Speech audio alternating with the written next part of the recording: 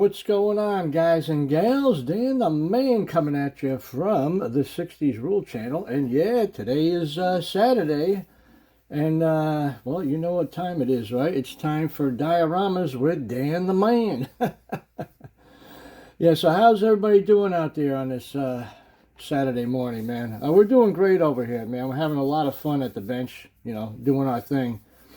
And, well, let's see what showed up today for Dioramas with Dan the Man. Let's slide this guy over here. Hopefully I can get it in in frame over here. Let's get rid of some of the background noise over here. And yeah, this is a really cool build, man.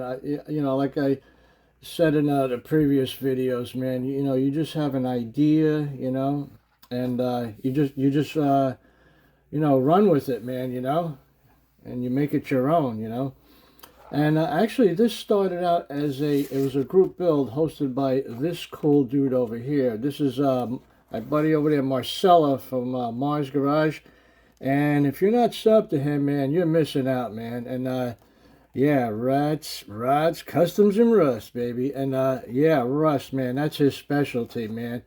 And you got to go check out his builds, man. He does a lot of cool builds over there.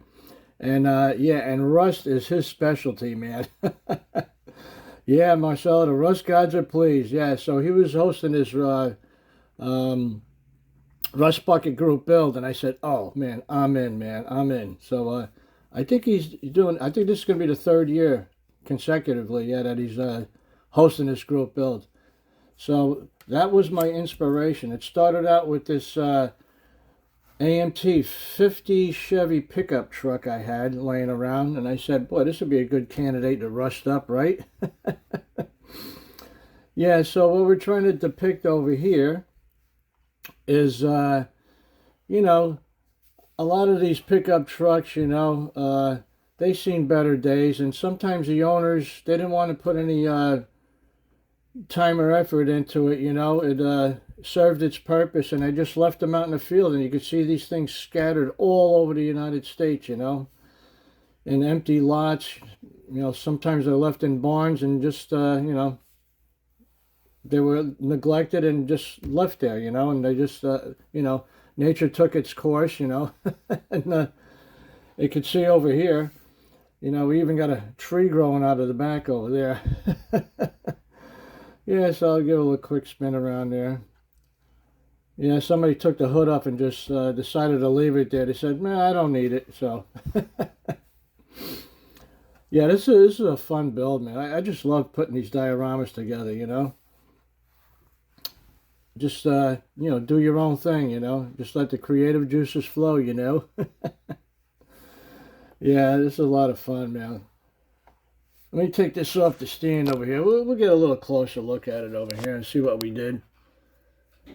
We got, I don't know if I got too much light on there, but, yeah, the engine is still there. Believe it or not, they didn't take the engine out. They took everything else out. I think the spark plug wires are gone. They take anything else out of there? I don't know. There's so many weeds growing in there, I can't tell. It looks like the carb is still there. Yeah, I got some wiring hanging out there. You can see over here, even got a weed growing out of the fender. There's a big dent in there. Yeah. Yeah, let's see. What's inside over there? I mean, the springs are popping out of the shit. What's that, a Cracker Jack box? Yeah, somebody left Cracker Jacks. They must have had the munchies. Yeah, and another cool feature here, some kids are fooling around and end up throwing a 2x4 right through the back window. Ended up in the front over here. Yeah, all that broken glass over there. Yeah, that was pretty cool. And let's see, we got someone ripped the back of the bed. They needed the bed, but they didn't need anything else. And you can see that axle over there. Actually, I got it from a guy. His name is Daniel. Forgot his last name. He had a website called Scenes Unlimited. He made all these resin parts, for dioramas and for your vehicles. And he actually had a couple of these. I thought they were pretty cool. You can see it's an axle, and it's actually got threaded studs on it. I don't know if I can zoom in on that. Let's see if we can zoom. Yeah, the studs are actually threaded on there, believe it or not. So this guy, and I don't know what happened. Once COVID hit, man, we lost a lot of people, man. So I don't know what happened to his website, you know. He had a lot of neat stuff, you know. So that's pretty cool. And let me see. Go on this side over here. Yeah, we got the tree growing out. That was actually scratch built, that tree. It was really easy to do. I just found some branches outside of my yard. And then we got some clump foliage from Woodland Scenics. You might have heard me mention that before. Yeah, we like Woodland Scenics products. And then all these little shrubs over here. I think that's from Army Painter. And actually, I found a couple of sellers on Temu. They sell these as well, you know. And I got another cinder block over a little gas can. Yeah, this is a lot of fun to put together. I got the headlight. Somebody was fooling around. You can see the wires hanging out of the opening over there. And rusted the grill out. Put some dents in it, you know. And what else we got back there? We got a little mud hole over there with an engine. And some other pieces in there. An old tire. Some weeds growing out of there, you know. And we got some vines growing up over there too. Hey, nobody took the running board. How about that? Yeah. And then we got some little rust holes over there. I'll put you back in the holder over here. Hopefully I can still get this in frame. Yeah, all right. Yeah, let me, I'll show you guys what I used over here to, you know, get this patina on here on this pickup truck. The first thing we do, we always hit it with a red primer, right? Any red primer will do. And then I used a rusting technique, and this works very well. This is the McCormick Sea Salt Grinder, right? And you can see I got a lot of left in there yet. And what's cool about this is it comes with 3 different settings on here. So, right, it's a fine setting, and then you can slide it over here, medium, and then you got the coarse salt over there. So this way you get, you know, all different size granules on there. You know, it can represent, you know, different patches of rust on your model.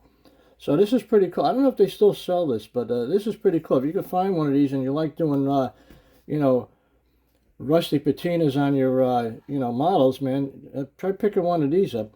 So what you do is you spray, after you put the primer on, you spray everything with, you know, water. You know, you get one of those little spray bottles, and then you hit it with the salt. You sprinkle it on there, and then the next day, you know, let it dry overnight. Next day, you know, pick out whatever color you want. This one happened to be like a blue color, medium blue color.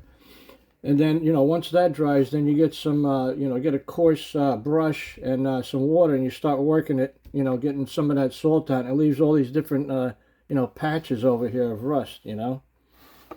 And then after that, what I like to do is I get some craft acrylics and do some dry brushing. And then you can use some of these products, you know, over here, like Mission models, you know. We got, what is this here? We got light rust and standard rust, right? And we got some Badger rust as well, you know. And you can actually dilute these paints too to make them, you know, like into a wash. You know, you can let it run down. You know, like, you know, rust has been accumulating, and you know the weather and rain and everything, you know, washes the rust down. You know, you can make like streaks. You know, see over here, like on a door. See, we got some streaks on the door over there. You can do that as well. And then lastly, I like to use some of these pastels over here. This is just pastel chalk, you know. Pick these up on Amazon, I think for $8 or something like that. You get all different colors, and you just scrape them with a, you know, your X-Acto knife.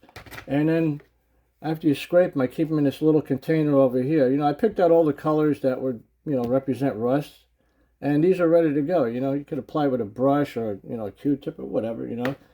And then after that, sometimes I'll hit it with these rusting powders over here.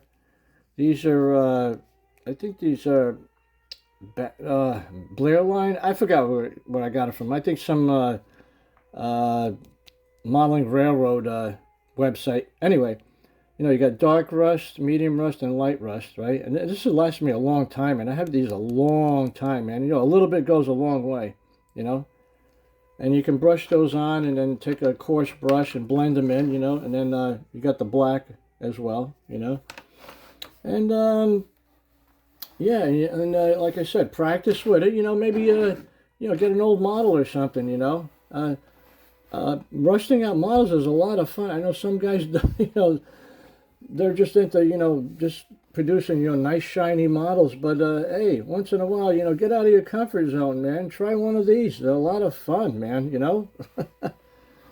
we're actually depicting a moment in time here, trying to tell a little story, So, yeah, there we go. All right, guys and gals, I think that's about it. And remember, ain't nothing to it but to do it. Guys, take care, be safe, and keep on building.